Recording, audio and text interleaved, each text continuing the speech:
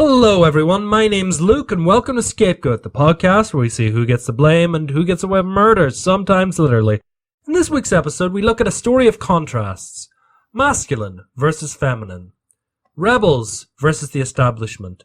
We look into the story of two statues in New York City, the first being the famed bull statue on Wall Street, and staring at it from across the park with steely eyes, a statue of a fearless girl. The story of the fearless girl standing up to the bull has made international headlines ever since the statue was placed there earlier this year. Many people came out immediately supporting the statue of the fearless girl, saying it was a great statue for women and very supportive to everyone across the planet. However, others strongly objected to this new statue. Was there a good reason behind this objection, or was it simply a case of men not liking women taking up space? Well, in this week's episode, we're going to look at the fearless girl versus the bull. So to understand the story, I think it's important to understand the history of both statues. And we'll start speaking about the older statue, the bull.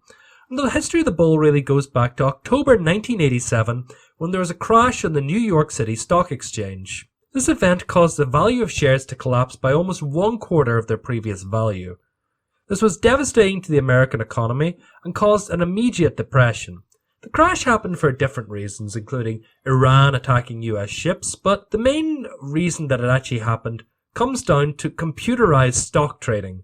So computers have become more and more popular throughout the 1980s, and Wall Street picked up on the trend and decided, okay, we're going to get computers that will buy the microsecond certain numbers come up and sell the second other numbers come up.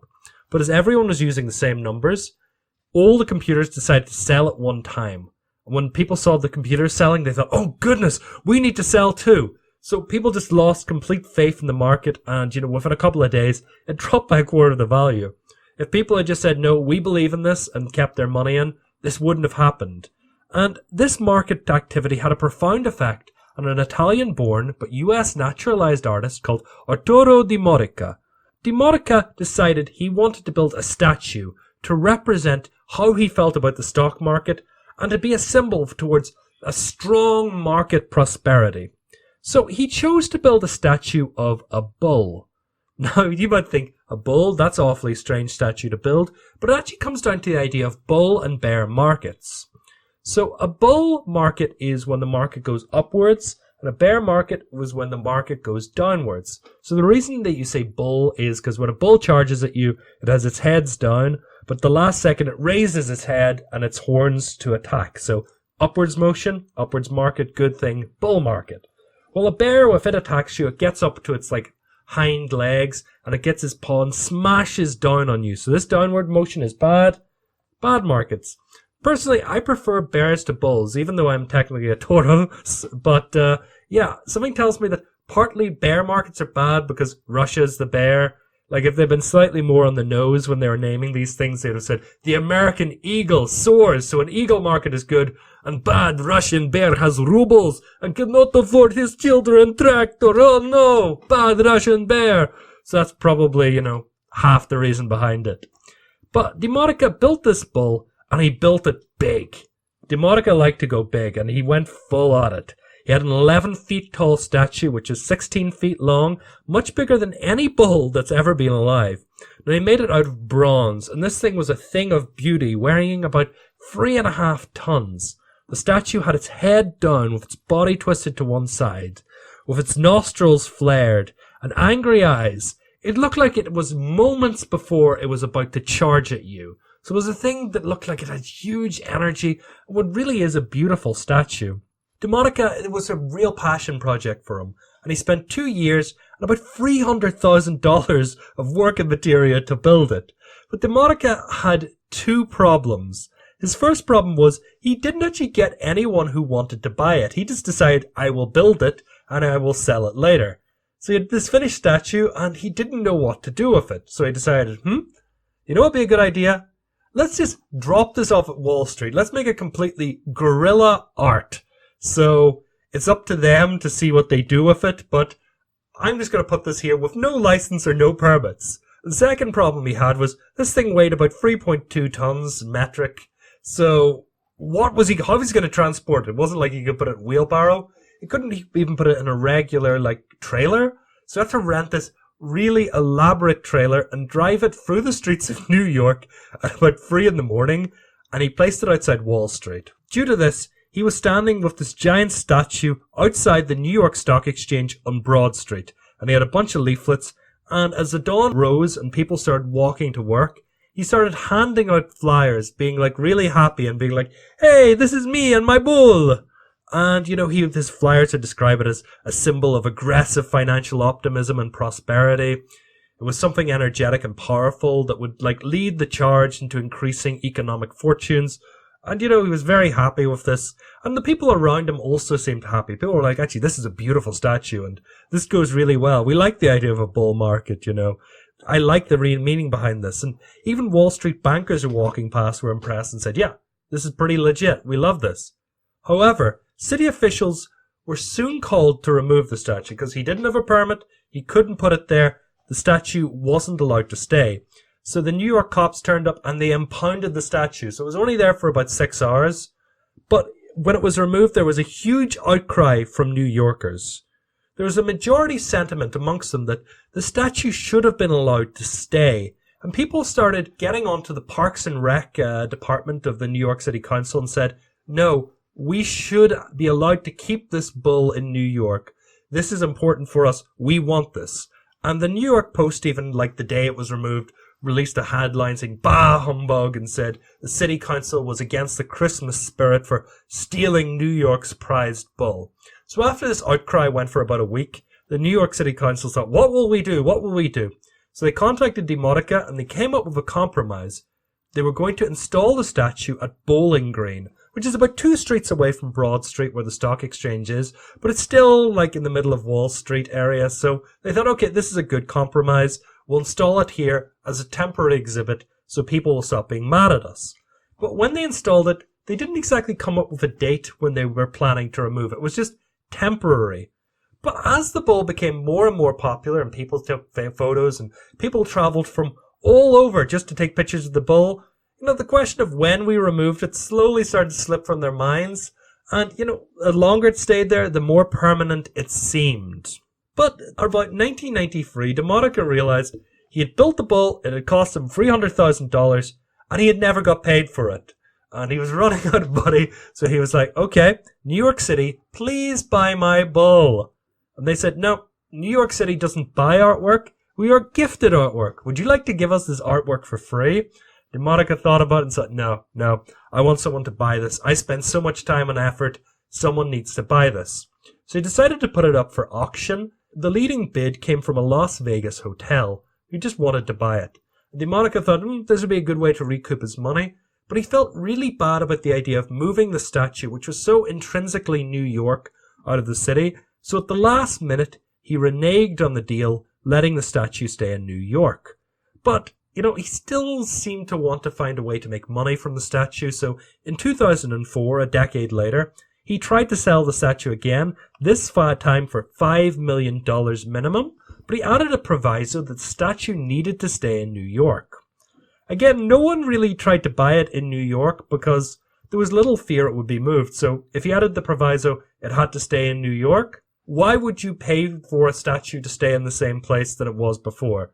No one offered him money, and generally, he was just like, oh, I want to sell this statue so bad, but no one's offering me anything.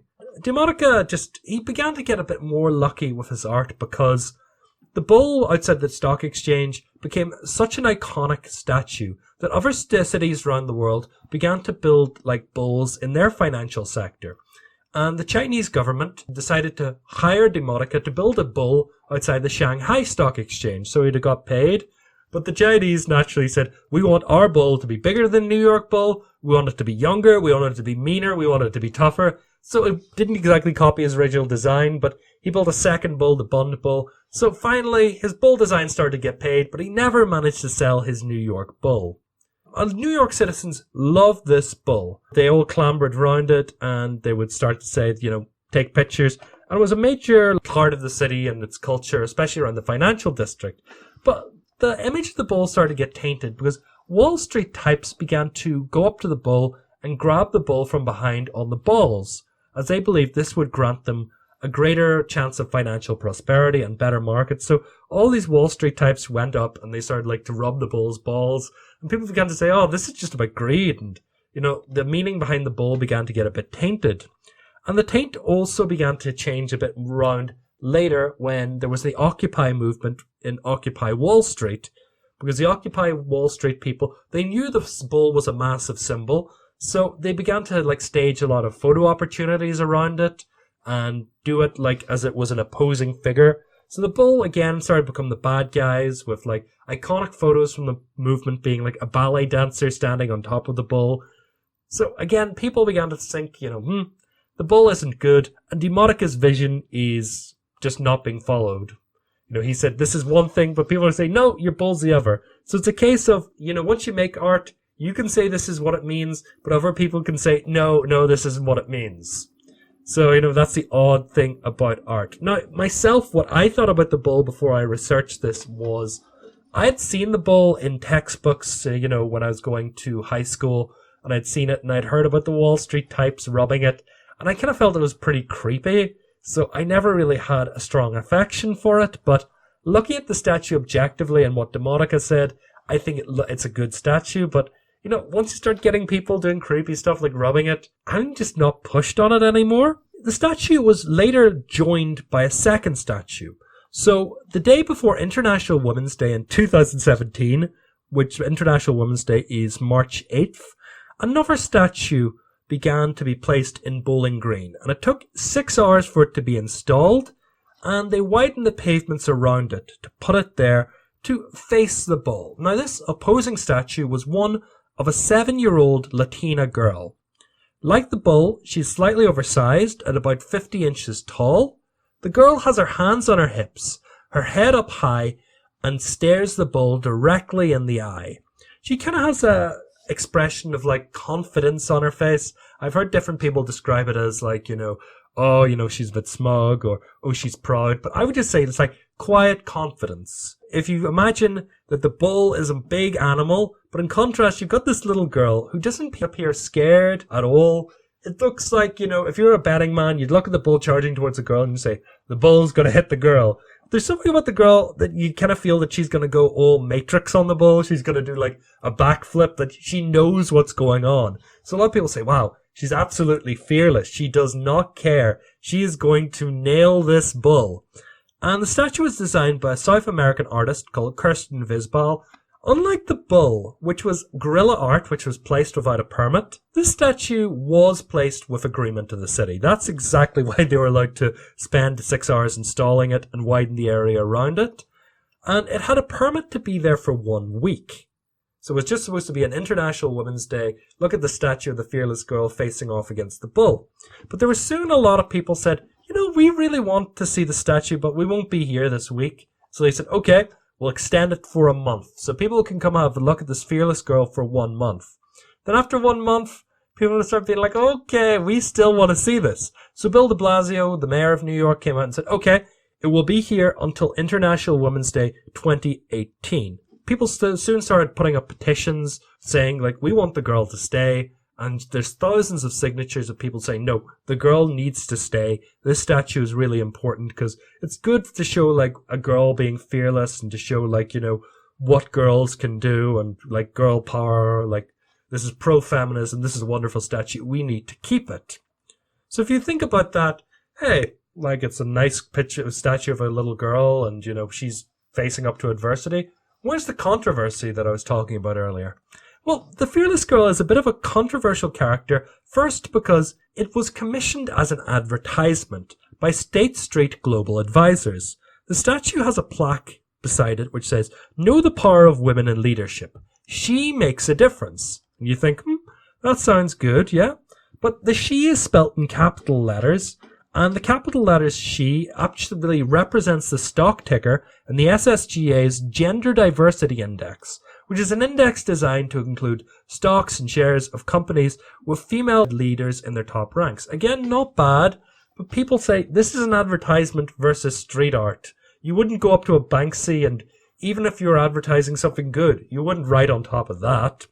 And many object to the advertisement because it kind of incorporated Demonica's statue. Demonica asked for the statue of the girl to be removed, as he says it exploits his artwork and makes the bull seem like it's a bad guy ready to charge down a little girl. When he had built it, it was supposed to be like a positive thing just to show the energy of the market, and it was supposed to be an upward force. And then suddenly it looks like, he's going to run down a little girl. I mean, that isn't what he wanted. He thought, this has changed it to be a perception of negativity and fear, and it was done purely for commercial reasons. It was done as an advertisement. Don't, take away my product and make it bad just because you're advertising something.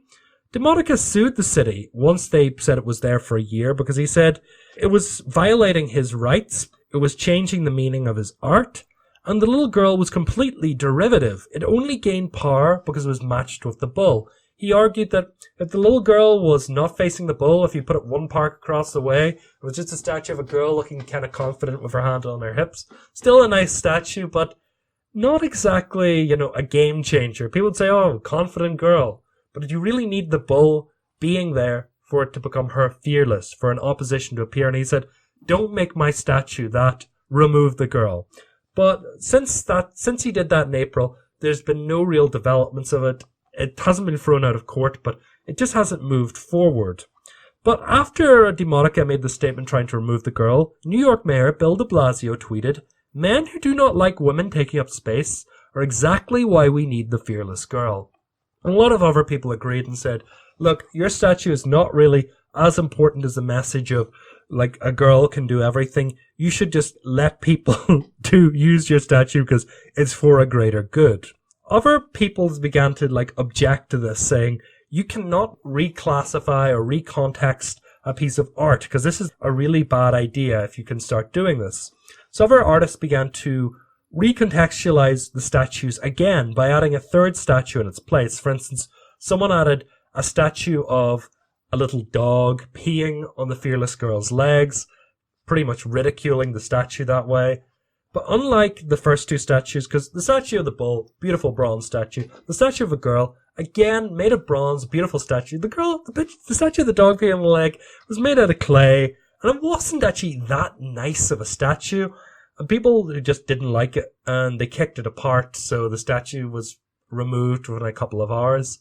I mean, I can kind of get that, because if you want to do a serious objection art, if they made it out of bronze and they had put it there, maybe it could have been permanent, but, they didn't put in the effort. At least the statue of the bull and the girl have effort, so that quickly fell apart.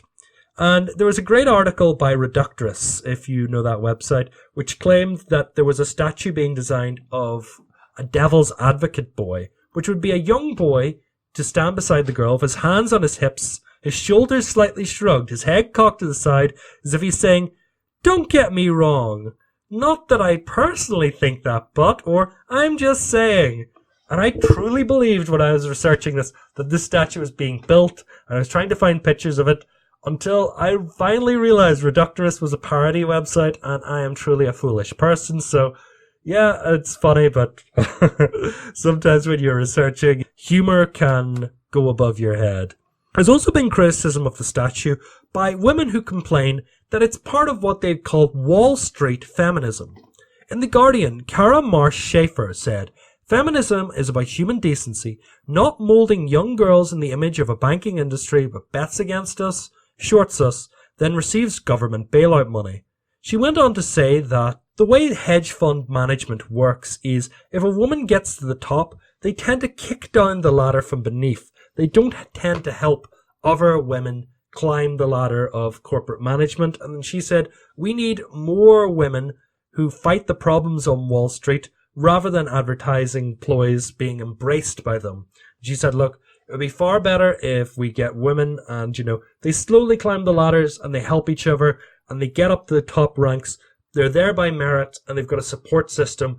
And others came out and wrote similar articles such as Slate, Huffington Post, the Chicago Tribune, all echoed their feelings. And the Chicago Tribune recently released an article which compared the statue to Harvey Weinstein feminism. This is after the Harvey Weinstein scandal, because it said the statue pays lip service to feminism, wanting more women at the table, but would not actually actively act to help women get the seat. and says this is like Harvey Weinstein because, Harvey Weinstein would always say, oh, I'm pro-woman and I want more women directors in Hollywood. He wouldn't actually help them get the place and would insidiously act behind their back. I don't really want to go too much into what he did, but they're saying the same as this. It's all mouth saying, yes, we want to help women, but when it actually comes to the act of helping, they won't help. Now, a final charge which has really come up against State Street has been that since October 2017, there has been a review and it's come out that they've been underpaying their female and black executives and must pay a $5 million fine. Making matters worse, when this was revealed, it was revealed that of their leadership team, which is 28 people, only 5 of them were women, and only 1 of the women was a person of colour. So for this being a diversity index to help women and minorities, it actually turned out that it's mostly led by males, and it's got very few people of colour. Now, this is particularly bad because the industry average on the executive positions is 29% women. In the case of State Street, they're below this average. But other people would argue that if you look at their board of directors, on the board there are 11 people, 3 of them are women, which is higher than the industry average. Different people will argue different statistics about this, but if you're arguing that you are the ones in charge of gender diversity and you're pro-gender diversity, you should really be trying to lead all lists and executives and board members in equal pay and everything. You should be top of there. You should be unquestionable. And they've really kind of let themselves down a bit by doing that. And The Guardian, when they were reporting this, also reported State Street's the owners of the statue. They would often use their power on other corporate boards to vote against companies when they invested in revealing the extent of gender equality within them. There's been a trend throughout different companies to say, we're going to release a report and say how much the women are paid, how much the men are paid on average, so people can look and say, look, is the gender pay gap a real thing? How much is it in these companies? Are women underrepresented? State Street's kind of always voted against these bills. When companies such as American Express or eBay said, we really want to just show people and open up the doors so people can see, is our company gender equal? They voted against it. They used their shares on the board to say no, and they actually stopped this being revealed. They actually have voted twice to reveal this, but out of all the many times, of the hundreds of times they voted against this bill, they voted for it twice, which isn't great for a company which is claiming, we are pro-women, we love minorities. If you are, you would vote for this legislation. Now, I want to note one thing.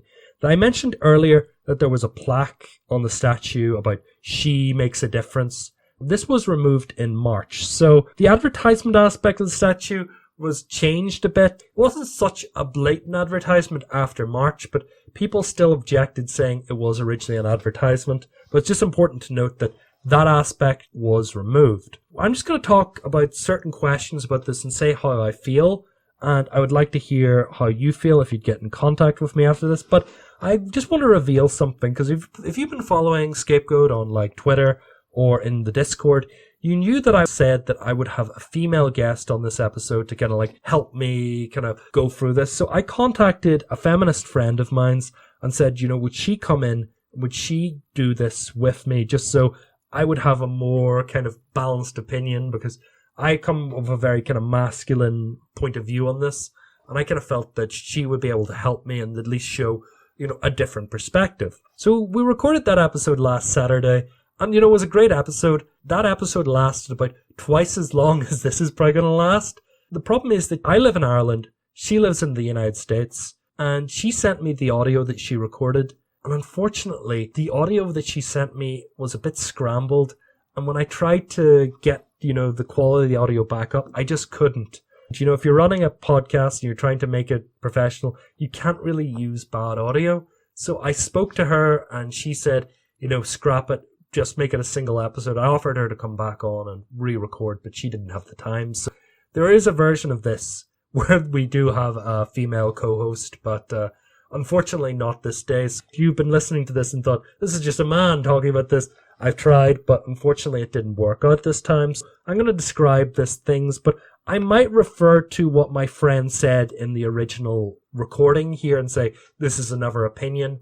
Just as a thought, if anyone here is really good at removing static from audio, would you please give me a contact? Because if you could be able to like remove the static, I will release the version of me and her having a conversation. I'll release that as a second episode. I'll put it up on YouTube or even on this here, just to let people hear more of the opinion. But just to put that out there, just to let everyone know what happened in the recording process. Okay, we'll go on to these questions all about what should be done with these statues. So you can see the controversy, and I'll tell you my opinion. So I've written down some questions. I'll read the question, and I'll tell you what I think. Does placing the statue recontextualize the bull? So does placing the statue of the girl make the bull the bad guy? And I think overwhelmingly, I would have to say yes. The placing of the statue of the little girl makes the bull a bad guy. Now, you can take a picture of the bull and the little girl doesn't have to be there because they are about 5-6 meters or about, 20 feet apart. You could take a picture of one without the other quite easily. I think forever, because the little girl is standing up to the bull, when people think of the bull now, they will think of the little girl standing against him. So I think a lot of the idea of the bull has been recontextualized. But also, I think if you were looking at the way the history went, Demotica wanted this as a big positive monument thing. But it slowly began to change over time. It wasn't just the little girl. A lot of different Wall Street types were like grabbing the bull by the balls, and that's pretty gross. I mean, I know it's a bit of fun, but like, it doesn't really make me think, hey, I want to hang around this cool statue. It's just like, nah, the statue probably isn't for me.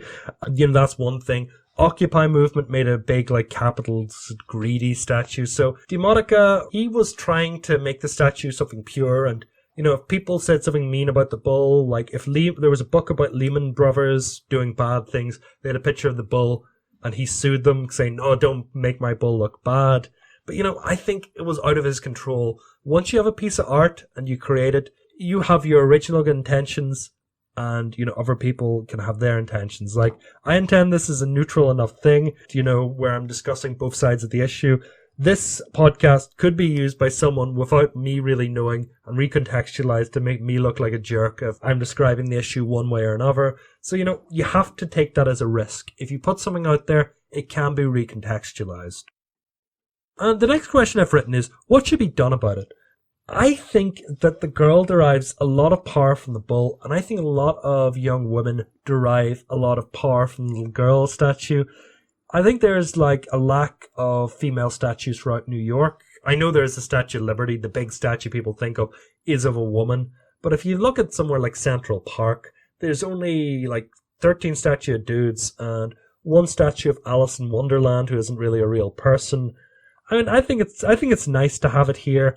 And I don't think the Wall Street Bull is as important. I think it's nice to have as kind of hey, good markets, good times, good fun. But I think that what she represents is probably more important to that. So I would have a preference that the girl statue would at least stay there. And the next question I asked then is it a problem that neither statue is owned by New York City? And I think this is a major problem. Because you've got one statue which is owned by an advertising firm, and you've got the other statue which is owned by Demotica.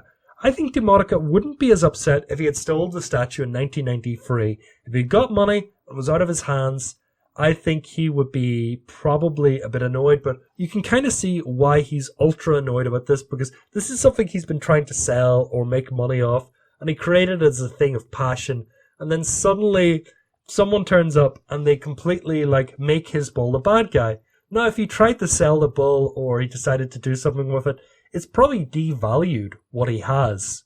I mean, even if you move the girl away and you moved it away for 10 years, I think it's done damage to the image of the statue. So as an artist who owns it, as the proprietor, I can totally see that this being a problem that it isn't owned by New York. I would say if New York City would simply say, okay, either gift us the statues or we will buy them. We will get the money and we will buy these statues because they're bringing people into the area, and we can probably say via tourist money and all this sort of stuff that this is a draw enough that we will pay $5 million for each statue, or we will pay the Demotica for this, we'll ask the advertising firm for this, and it will give them good publicity.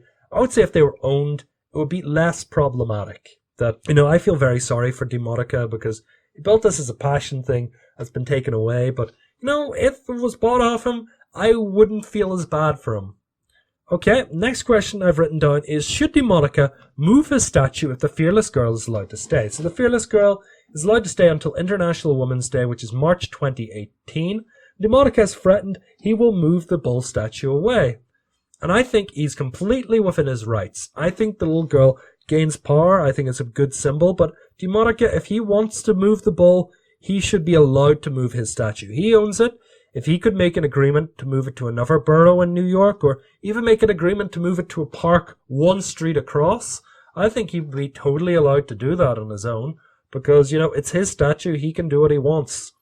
I think that, if they could reach some sort of agreement about the girl and him, that would be great. But it's completely up to DeMonica. And I think he should be allowed to. I would have a preference that it would stay. But, hey, it's completely up to DeMonica. He built it. His money went into it. If he wants to move it, out to Jersey, if he wants to move it to Jerusalem, if he wants to move it to Johannesburg, it's completely up to him, and he should be allowed to do what he wants, because it is his statue. Is there a way the statue could be parted, but to keep the girl's meaning? When I was talking to my feminist friend when we were recording this episode earlier, she said it was intrinsic that the bull, as it was a very masculine symbol, because, bulls are male cows, and the little girl, because of the gendered aspects of this, that it was important to keep the statues together, because the girl would lose pretty much all its power if it was gone, that she saw it as like one giant piece of art together now, that they were inseparable. The girl's cast in a similar style of the bull, that, they're supposed to complement each other, that if it was moved, it would lose its power. And I completely do not agree with that point. I think the little girl could go on tour. I think that she could either stay where she is or move to different places and she would still have power. I think that where she gets her power is what is in front of her. So she's in front of a bull, she's defiant in front of that. If the bull was moved over, they could commission another artist to build another bull, an identical bull to put in front of her. And, DeMonica would have his bull, she'd have her own. Or you could have people moving temporary art pieces in front of her commissioned for like a period of time. So we'll put out something that she's opposing for 6 months, made by one female artist, and then another artist will put in something for 6 months, and another. So it's just like things that women oppose. So you could have a model of the White House to say, girls against Trump, or you could have a model of like the Rock and Roll Hall of Fame or something to say, we want more representative in the music industry or whatever. I think you could have the Fearless Girl facing off against other things, and I think it could still be extremely powerful, and I think it could be more powerful if you did that. The other option I was thinking is, as I said earlier, move the girl on tour, leave the bull there, but the girl gets to move somewhere each year before International Women's Day, and that will be the issue that the women are challenging. If the girl one year was put outside the stock exchange, and they had a stock ticker beside her saying like, there are 7 female executives at Microsoft. And you could see it going up or down for the rest of the year. You'd say, okay, these are the pro-female companies. This is the anti-female company index. And you could look at it like that. And then the next year you could move it out to, like, I don't know, somewhere else that you feel that women need more representation. And I feel that you could do that, move the statue around to challenge stuff, or keep it there and move stuff in front of it. I don't think that if they're parted, either will really lose. I kind of feel the bull's lost a bit because it's been tainted. But in saying that, I think it might be tainted for about 10 years. But, if the girl moved off and did her own thing, and she became her own character where she was challenging things, the bull's reputation would move quicker. If it's always the girl versus the bull is messed. But if it becomes the girl versus something else, I think the bull could reclaim its valor slightly later down the road. So I think that could be interesting. Next question I've written is, should a third statue be allowed to enter the mix? Now, this is really complicated because the girl moved in and stole the bull's valor and made him look like he was a bad guy and she was the good guy. Would it be okay if the third statue moved in? Now, there are some silly things you could do, and it would immediately make the girl look like the bad guy. Like, if you had some weird dude who loved aliens, like a David Icke type, he could build a statue of, like, a lizard person putting its hand on the little girl's shoulder, being like, I controlled you, New World Order, and it'd make the bull look like it's the good guy willing to charge down evil lizard people to save the world. You could do that, and that would be funny and crazy, but, again, I don't think you should probably allow that. The question that would really come into my mind is that the girl takes the bull's valor because people deem it as a kind of like women as a needy group, people who need more representation, people who need good things to happen for them. And I would look at this and I would say that if another group who were more needy than women, like another minority group, came in, they could potentially argue using the same logic that the Fearless Girls put there, that their statue should be there, and could change the context of both the bull and the little girl again. And I don't want to describe what these could be, but imagine if you had something like a little autistic boy in a wheelchair. You could put that in the middle of the girl and the bull in such a way which makes it look like the girl has flung the boy towards the bull as a kind of you're my decoy when I run away or whatever. You could do that and that would make the girl look terrible, make people feel sorry for the boy in the wheelchair. So I would just be super careful that all these things kind of corrupt the meaning of the statue, and I think that would be bad for the Fearless Girl, but she kind of has led to the position that if you're editing other people's arts, then other people can edit your art. And I think this is a bit of a dangerous position. I think because the girl was allowed to affect the bull, other people should be allowed to correct this. Part of me thinks that either it should be all or none. So if this was allowed to be placed against the bull, other artists should be allowed to place stuff amongst it. You could have a third statue and a fourth statue and a fifth statue and sixth statue until it's a circle of other animals or creatures or people all recontextualizing the scene till it became like a picture like Guernica by Picasso, just explaining a giant scene thing. Or none, where pretty much you say just leave the bull alone. Recontextualizing people's art as it's come down to the Supreme Court is an unfair thing. Don't do it. This is where my problem comes, that part of me, I like the idea of the girl statue, but if you're really thinking about this straight objectively, you shouldn't be allowed to affect other people's art. I think the best way this could have turned out, this is just saying, the best way this could have turned out, in my mind, would have been if the advertising firm had contacted Demotica when they were building the little girl statue, and they'd asked him about it, and they maybe had gotten his agreement, because he believes the bull is all this powerful, but you never know with artists. If he had been contacted and they said, we want to place this little girl, if he had been allowed to add something to the statue or make the statue himself or do something, maybe it wouldn't have been so bad. He would say, okay, I agree, little girls need help and all this sort of stuff. That if he had been commissioned, he might have been able to add something to the statue that would have changed things up and made things better. That he say, okay, I've given the little girl, her dress is now one of the Italian flag, so now I'm cool with it. Or she's wearing Italian braces, or something like that. He would be like, okay, now that I've put my own touch on the statue, I'm cool with it. I think that's the professional thing. If you are going to edit someone else's work, you should contact the original artist. I think that probably would have solved this problem. Again, getting back, should other statues be allowed to enter the mix? Honestly, no. I think the girl's kind of almost a special case because it's temporary. Maybe she should be allowed to stay, maybe she shouldn't, but it's very confusing. I find it hard to draw a line because I can see the girl causing an awful lot of good, but I can also see the argument that, hey, she's stolen his work and she's changed it, so other people can do that to her. If we do this, and you can say any needy group can change other people's art, I mean, what stops people going into the Louvre and saying, okay, this is the statue of David, who represents a Jew, but I'm from a group of Armenians, and Armenians have been discriminated against, so I can get the statue of David and spray paint Armenians rule, because, it will make us feel better than the Jews or something. You can get into real messy areas here, so I don't think you should be allowed to do this. Thinking about it, thinking out the logicness, I don't think you should have been allowed to do this. Yeah, that's pretty much where I come from. Should the little girl be allowed to stay? I came in saying yes. But the more I think about it just from the artistic perspective, I think no. I think that I like the idea of her traveling around and being a symbol far more then I like the idea of her remaining of the bull if it recontextualizes art. But I'd love to hear what you guys think, because this is quite a complex issue, as you can imagine. That when I was speaking with my female co-host on the other episode, I went for the artist and she went for the girl. And it was very interesting, but unfortunately, that conversation can't be accessed. But let me hear what you think. So contact us at our Discord, so you can find that up on Twitter, or contact me at scapegoatpodcast at gmail.com, or contact us on Twitter at scapegoatpod.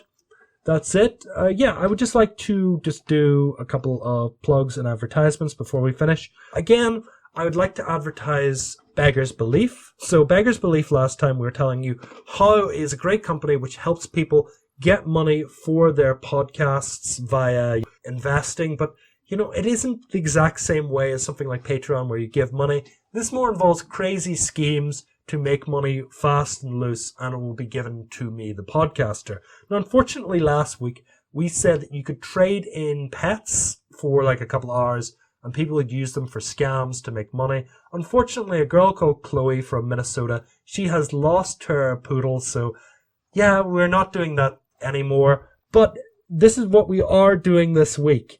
What we want you to do is you go to Beggar's Belief, and it's not .com as a lot of people thought. It's .tswizzle. So it's the first domain which is sponsored by Taylor Swift. So it's .tswizzle. So .tswizzle. You look that up, that you will find one of the schemes. One of the ones I'm really into this month is basically you look in your bathroom, you find any old soap or cosmetics, and they'll come around with a truck and they will sell them to hotels. Your old soap, they'll put them in hotels and pretend it's new, and we'll get money and the hotel will pay for it, and everything will be great. So you don't have to give me money. Just give these people your old soap and everything will be great. Cool. Okay. So that is a real advertisement for a real company, and this is definitely not a joke or a bit that I'm doing to try and make the episode slightly longer. But okay. As you know, the number one thing as a podcaster isn't to make good content, it's to make the most money. And I've seen Not Another Fake Newscast, Disaster Artists, those conspiracy guys, they're all starting these Patreons. Being the scapegoat army that you are, you want me to beat them, so please sponsor us at T-Swizzle so I can beat these guys and I can go onto their Discords and make fun of them and generally give them abuse and be like, ha ha, I make some pennies more than you. And then I can spend it all on illicit stuff, which, will be pretty terrible for me and not help my podcast in any way, shape, or form. I'm not going to spend it on mics. I'm going to spend all the money on, noise recording equipment to annoy my neighbors, which would be pretty cool. Speaking of annoying people, I would just like to recommend that people go listen to Not Another Fake Newscast. Their last episode on gun control is unreal. It's absolutely great. Great episode, guys. I saw they got a bit of hassle from different people on Facebook who hadn't actually listened to the episode, but please go out and listen to that episode. That's my recommendation for this month. It is a great episode. So if you have never listened to them, it's Paul and Jerry, two guys from Scotland. They do a great episode, so please listen to that. So apart from that, this episode over. I've been Luke. I'll check you later. Bye-bye.